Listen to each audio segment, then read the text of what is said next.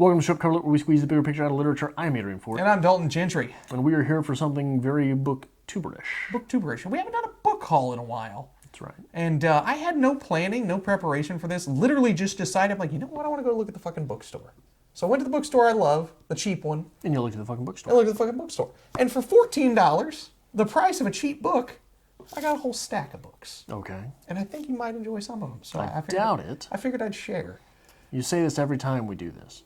Every time we do a book haul, I usually try to, make sure they're in, there's a couple bad ones, and here's redeeming qualities, and then the worst. Here's what, Adrian won't make fun of me for this one. Yeah. I literally just pulled these out of the bag, so I have no idea what order they're in. Okay. I don't know where we're going with this. Okay. But let's start. Let's Return of the book haul. Let's do this.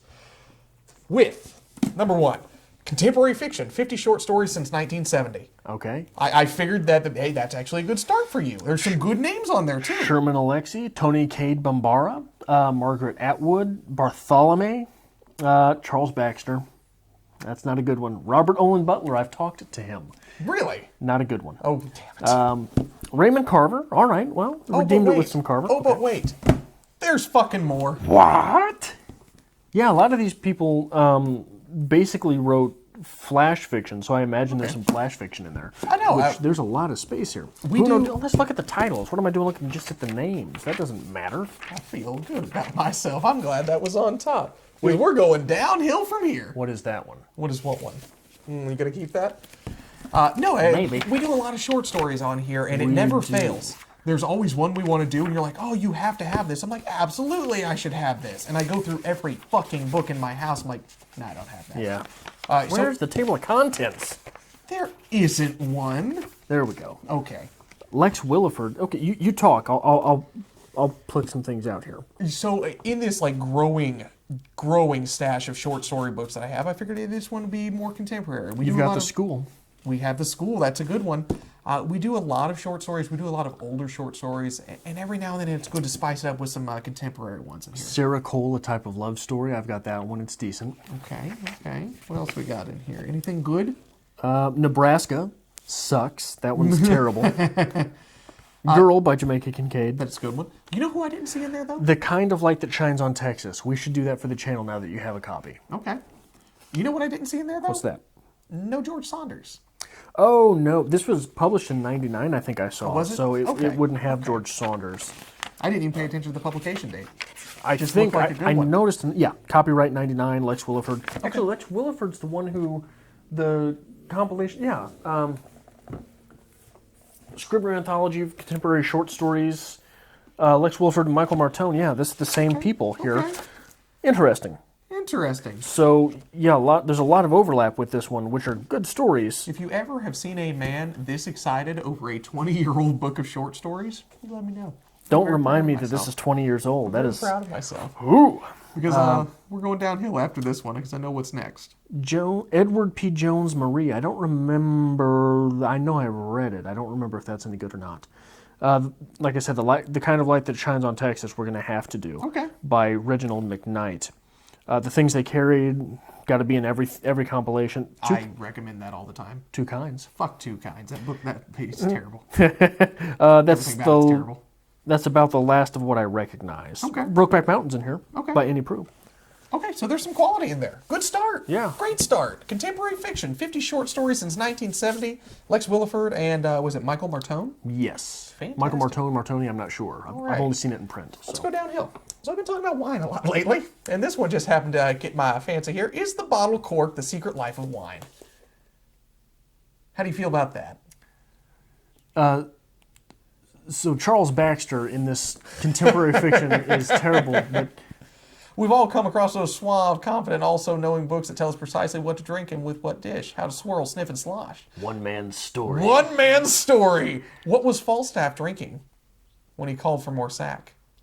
What was actually drunk? It says call for more sack. Yeah. What was actually drunk at Plato's symposiums?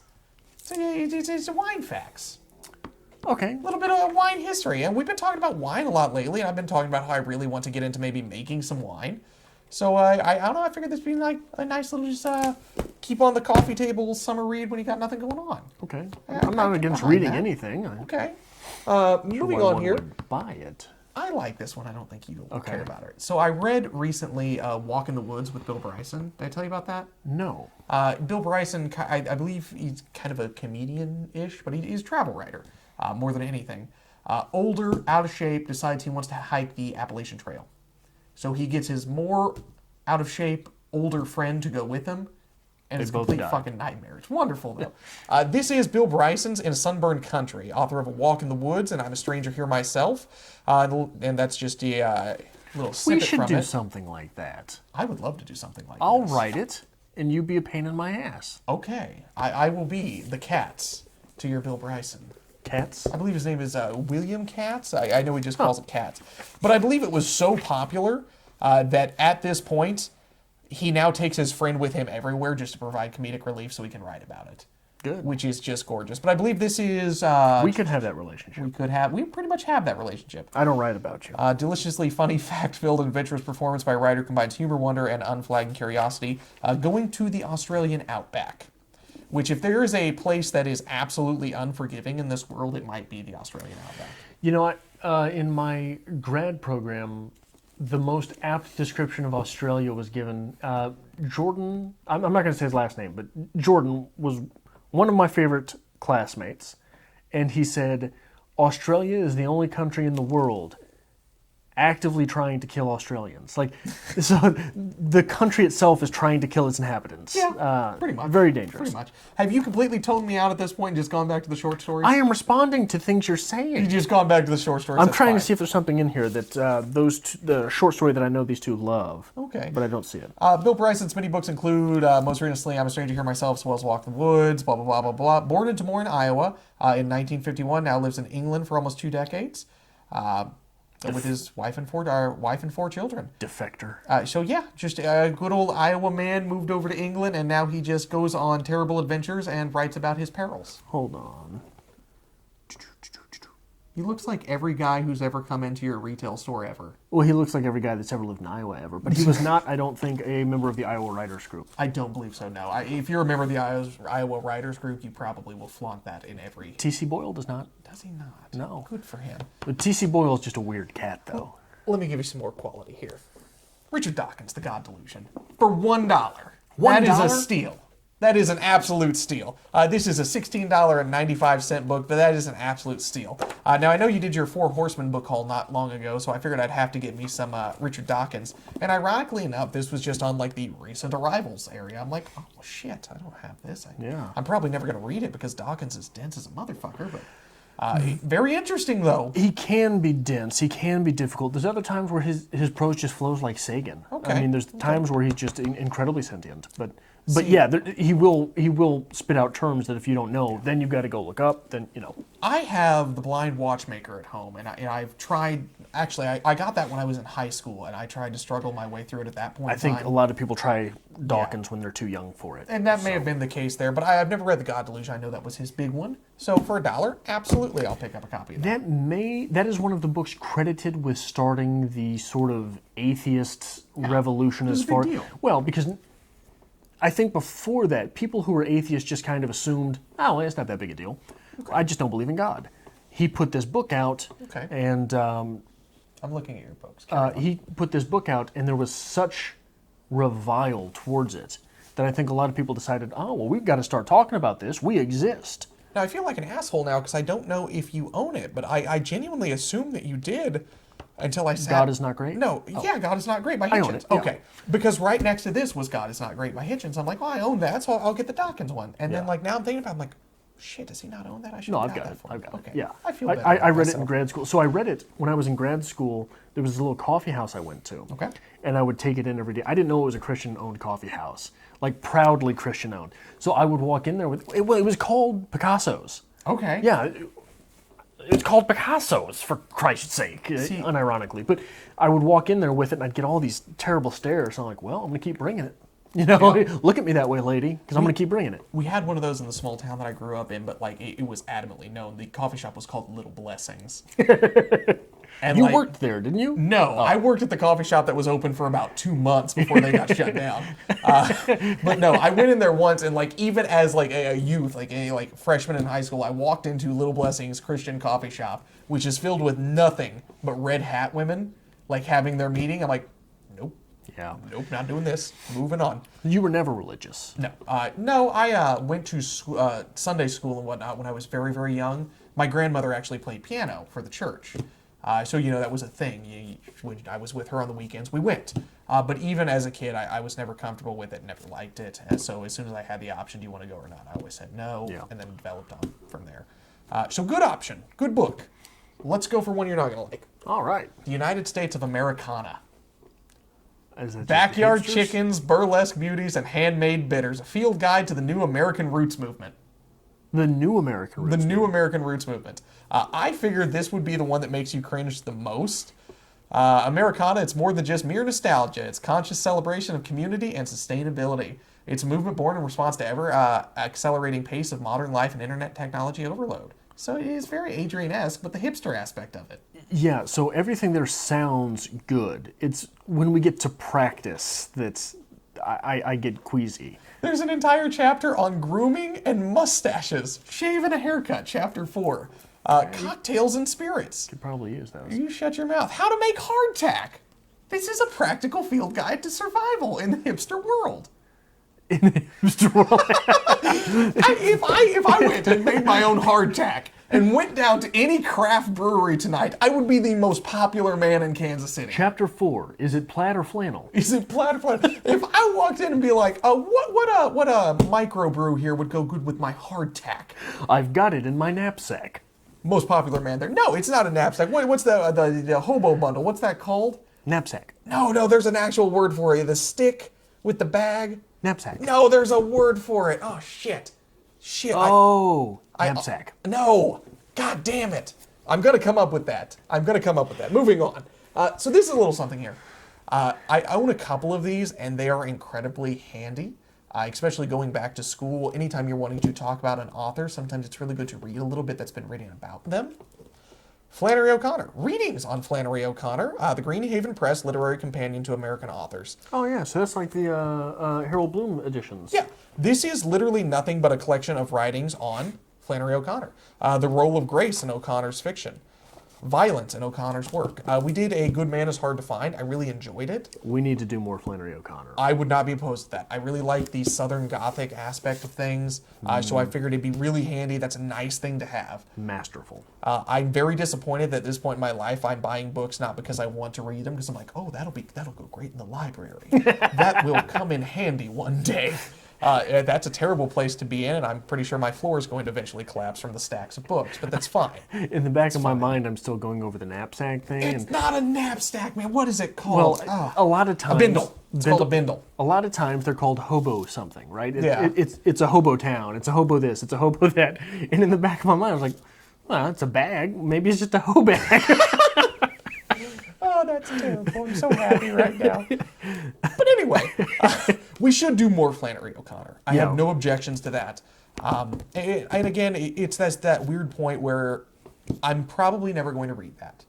However, if there's ever a point where I'm needing to do a little research on Flannery O'Connor, because I do enjoy Flannery O'Connor, that is going to be a huge asset to have. I think you need to be more disciplined. Saying need. I think that what will help you get through things like that is being more disciplined in your reading. Okay. Reading for, like, setting up, okay, I don't know much about Flannery O'Connor. I'm going to read her collected work of short stories and the readings on Flannery O'Connor. You know what I mean? Yeah. And what you do is you assign yourself homework. Okay. When I buy books, I kind of go in like categories here. I have books for work, which I would assume this to be work. Strip cover lid, this would fall into that category. Be great for research, be good for school work, things like that, getting to know the author a little bit more, things like that. Work. I've got my weird coffee table books like this wine book that honestly, if I had a free fucking day to do nothing with, it'd be nice to just pick up a very light, whimsical read, learn a little bit about something. Just something on a subject I enjoy. That's where my travel books come in. How many coffee tables do you have? You get one of those in every hall you do. Yeah, I don't have coffee table books. I just have every 3 feet. There's one laying on the floor. 3 feet stacks. Yeah. Ones that I want to read, I think Gone Delusion would fall under that category. We got contemporary fiction here, a work-related thing as well. And every now and then I find one, I'm like, holy shit, I can't believe I can get that for this price, and I would love to read that. That's going on the back burner until I have time to sit and read it. Yeah. What else we got here? The best American short stories of the century. By John Updike. I have not seen any of the centuries. Now, I've seen the best American short century? stories. I assume 1900s? 1900s. Ernest Hemingway's The Killers is in here. Yeah, so 1900s. Yeah, Vladimir Nabokov. We got some good ones. Crazy Sundays by F. Scott Fitzgerald. Oh, is there? Oh What my a God. crazy Sunday. At no point in time, William Faulkner, that evening sun go down. down. That was a good one. At no point in time should there be a Fitzgerald short story in The Greatest American Anything. Tennessee Williams, Flannery O'Connor, Joyce Carol Philip Oates. Roth, Joyce Carol Oates because she's immortal. Where are you going? Where have you been? It's a good one. John Updike put himself in there. That's good for him. Tim O'Brien, The Things They Carried. Bartholomew. Just another one that indispensable to have. Give us some great options for short stories going forward. Usually our short story selections, honestly, they're Adrian's like, we have to read this one. I'm like, all right, whatever. And it's usually great quality. Underappreciated. I Lori think- Moore is in here. Okay. We'll have to do some Lori Moore. Annie Prue, the half-skinned deer. Talked about Lori Moore at one point in time, way Yeah, we way were going back to do then. one Okay. recently until you ruined everything. I think it would be interesting at some point to randomly pick up, let's say, this book here and just go with one. Go with one we don't recognize, we don't know the author, we don't know the story, and just roll with it, see what happens. Because obviously it's of some considerable quality. Yeah. It might be an interesting thing to try. I have to see if this is the Raymond Carver that I've been trying to remember for a long time. Keep going. If it is, I'm so proud of myself. Moving on, things that I should read that I don't own copies of. 1984, George Orwell, which is literally in pieces. Best dollar I ever spent. Well, that's disappointing. I will glue that back together. Anyway, just a pocket paperback of 1984. I figured with the current, midterm election coming up, this might be a spicy little read to keep, handy. Yeah. Never read it. Have you? No, I've not. Okay. One of those ones that, I could tell you everything about it. I think everybody can tell you about 1984, but who actually sits and reads it when they weren't assigned it in high school? I thought you just bought a copy of 1984 because we were going to do it on the channel. Did I? I think so. Shit. I have that problem as well. So we went through all the bookshelves not long ago, and we alphabetized everything, which I am against, because now I don't know where my books are. Yeah. And I came up, I had 4 copies of Frankenstein. I have 2 copies of A Confederacy of Dunces. Books that I see that I'm like, oh shit, why don't I own that? And I take it home, I'm like, guess I already bought it. Yeah. But anyway, it's just a cheap, paperback copy, 1984. Might be handy. Wouldn't mind reading it for the channel, honestly. Have you read Confederacy of Dunces? No. Now, I know it is hugely popular and greatly acclaimed, but I know you didn't enjoy it at all. I couldn't make it through. Couldn't get into it. I've heard it equated to a modern-day Don Quixote. Okay, I can see that. I would love to do Don Quixote on the channel, but oh my god, it'd be like a 20-part read-along. Yeah. Strip Cover Lit presents 2019 Moby Dick. I just don't know when I'd ever have the time to do that. I think that we could definitely do things like that, breaking them down like chapter by chapter. It would be a slow build to unleash on the channel, but if someone was reading it a year later, you know what I mean? It'd probably be nice for someone to have a real-long companion for it. Just a couple more. One Flew Over the Cuckoo's Nest. Tim Casey. I don't know how he says his name, honestly. Do you? No. Okay. Penguin Classic. One Flew Over the Cuckoo's Nest. I know this is another one that we had mentioned doing. Oh, free bookmark. Oh, it's a business card. United Termite and Pest Control. I should just burn this fucking book. You have that. Do I? I think you've gotten that book in 2 separate hauls. That's a good chance, man. Because you've got the one that has the Jack Nicholson cover. Son of a bitch. So again, you go to the bookstore and One Flew Over the Cuckoo's Nest is $1. And you don't know if you own it or not. It's worth $1 investment. It is. It was like a lottery ticket. Tons of entertainment. I've had fun with this. And I keep saying, I really want to do one of the little book things, little libraries, you know what I'm talking about? Yeah. I mean, granted, it will be destroyed in my neighborhood within a week. Sure. All the books will be stolen, then they'll smash it. Well, stolen. I'll It's a find free them. library. I'll find them. Yeah. You'll find pages ripped out as rolling paper. Yeah, they'll just be down the road, but that's fine. My library will be smashed. But no, I'd really like to do one. And if I have extra copies, great.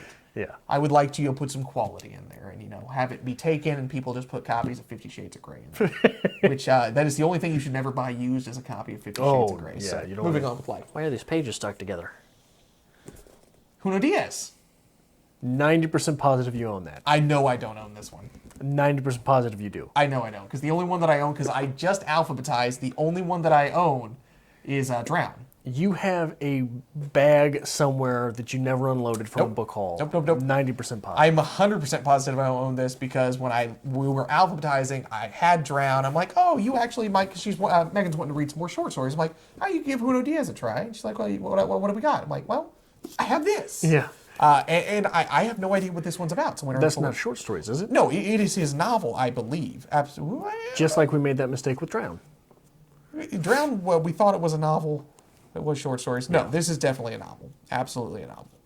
I don't know what this is about, but I see this every single time I go to any bookstore. It's always the recommended read. So, Hudo Diaz. It is a winner of the out. Pulitzer. It is. So, Has to be some kind of quality Yeah. in there. Not a bad haul. oh, that's it?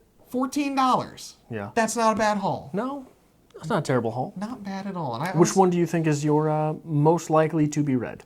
most likely to be read, honestly? If we do 1984, obviously 1984. If I were to sit down and pick one that I wanted to start right now, I'd probably read the Bill Bryson. I really, really enjoyed A Walk in the Woods. It was one of the ones that I read in a cusp where I wasn't doing a lot of reading, and I'm like, I gotta read something. I picked it up and just devoured it and loved it. So that'd probably be my go-to, honestly. The contemporary short stories one's pretty good. Yeah, So you're gonna want to at least make it through part of that. it's okay. I spent $2 on that one because it's a hardback. Yeah. Big spender I am. Anyway, $14 book haul, return to the book haul. I figured we'd get back into a little bit of book haul action. People like to see what we're buying, what we're reading. I love cluttering my house with more things. So, Yeah. good on us. Maybe we'll have to do this again sometime soon. Maybe it's fun to make fun of you for things that you buy. Maybe on a large scale. It's fun to trigger you with restacking the books that you've stacked and watch you stack them subconsciously. God damn it. Well, you can't put 1984 down there because, the stack will get wonky. It's fine. Just leave it. Anyway, if you like this kind of thing and you would be interested in maybe some reviews as well, make sure you hit that subscribe button down If you below. would like to see us review any of the novels or short stories that have been mentioned, let us know which ones have stuck out to you. Yeah, especially with the short stories, because we were just talking about that. And Yeah. if there's something you'd like to see, let us know, and we could definitely take it into consideration. And make sure you hit that like button, because everybody likes a good book haul, and at least it makes me feel better about spending my money on things I don't need. Yeah. Feel good about myself. And if you would like us to help, if you would like to help us continue to create great content like this and our other videos with Strip Cover Lit, there is a link, as always, to our Patreon below. Sometimes I talk too fast. That's what I'm doing. We're moving on.